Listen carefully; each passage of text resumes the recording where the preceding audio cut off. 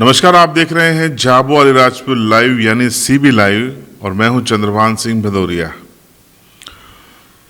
20 तारीख वो तारीख तय थी जो पीएम मोदी ने कहा था कि अगर देश के कुछ इलाकों में कोरोना यानी कोविड-19 नियंत्रित होता है तो कुछ शर्तों के साथ ढील दी जाएगी आवाजाही के साथ साथ अन्य चीज़ों में।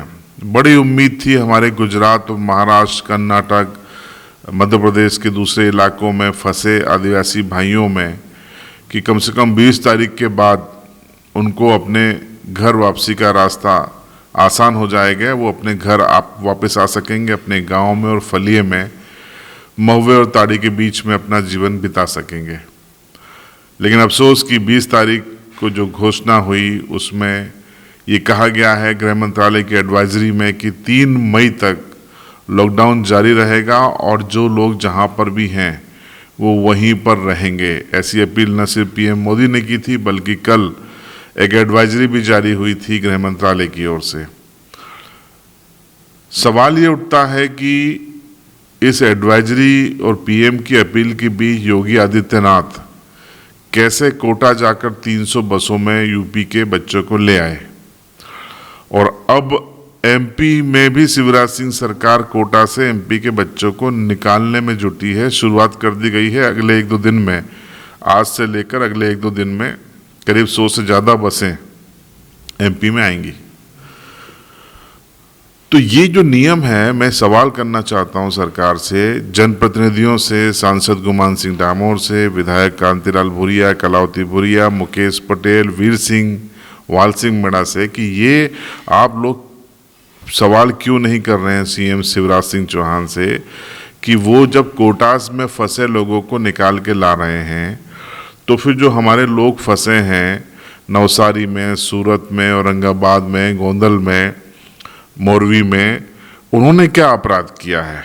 उनके भी बच्चे हैं, महिलाएं हैं, बुजुर्ग हैं, परेशान हो रहे हैं, खाने पीने के संसाधन खत्म हो गए हैं, परिवार से दूर हैं, अपने इलाके से दूर हैं। और सबसे बड़ी चीज़ मैं लगातार कह रहा हूं जिसकी ओर सरकार का ध्यान नहीं है, जनप्रतिनिधि भी खामोश है कि उन्होंने वहां पर लॉकडाउन के दौरान खुद को अलग रखा है। 14 दिन से ज़्यादा 21 दिन का समय वो गुजार चुके हैं और सुरक्षित हैं। आपने 60 से 70% लोगों को तो पैदल आने दिया या गाड़ियों से आने दिया, फिर आपने सख्ती कर दी, वो बेचारे फंस गए। तो ये एक राज्य अपने नागरिकों से दोहरापन कैसे दिखा सकता है? दो तरह के व्यवहार कैसे कर सकते हैं? विशेष बसों से लाना, कभी विशेष विमान से लाना, और आप इनको पैदल तक नहीं आने देना चाहते। तो ये डबल स्टैंडर्ड है जिसकी मैं आलोचना करता हूं, चाहे मोदी सरकार की ये सोच हो, चाहे शिवराज सिंह सरकार की सोच हो। और आलोचना यहाँ के जनप्रतिनिधियों की भी मैं करना चाहता हूं कि सिर्फ चिट्ठी लिख रहे हैं या बयानबाजी कर रहे हैं। किसी भी नेता ने आपके समर्थन में धरना दिया? भूख हड़ताल पे बैठ गया? अरे अपने घर पे बैठ जाओ, बाहर जगह नहीं तो घर पे बैठ जाओ कि हमारे लोगों को जब तक नहीं लाओगे, आप बसों की परमिशन नहीं देंगे, तब तक हम नहीं उठेंगे। सिर्फ औपचारिकता। खैर, सियासतदानों का काम है कि राजनीति करना। जो राजनीति का अर्थ होता है राजधन नीति, यानी राज करने के लिए जो नीति अच्छी है वो सब जायज है।